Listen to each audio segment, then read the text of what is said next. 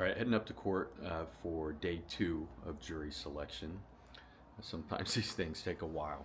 So I just want to talk today about challenges for cause because that's what we'll be doing for the most part today. So in the military, you can get individuals kicked off a jury or a panel for basically 2 reasons, right?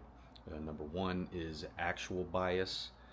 Actual bias is exactly what it sounds like when they're actually biased, right? It's when their presence on the jury would create doubt as to the fairness of the proceedings. In other words, if somebody was an investigator in the case or a supervisor, or they know participants, or they've rendered an opinion on the case already because they know about the facts.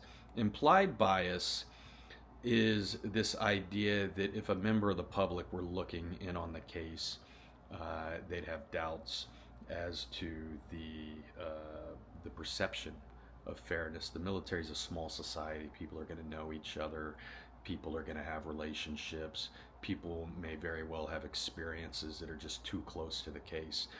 For instance, if they've been a victim of a similar offense. Now, because in the military, the general gets to pick the jury pool, in theory, the general has an unlimited number of challenges, right? They can stack the pool. And so judges are admonished by the appellate courts to liberally grant defense challenges. So we've already done some challenges for cause in this case, and I've won a bunch of them. So the judge is absolutely doing what the appellate courts have admonished him to do. And what we're seeing in this case are some of the usual issues, right? In almost every court-martial, we've got members who have known a victim of similar offenses.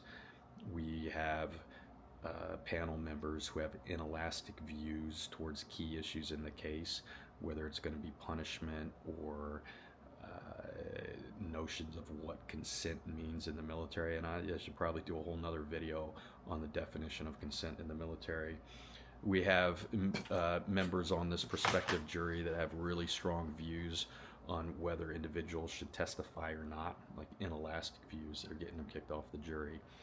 And so certainly the court is excusing members as appropriate. So that's how we excuse members of the military for actual bias or implied bias.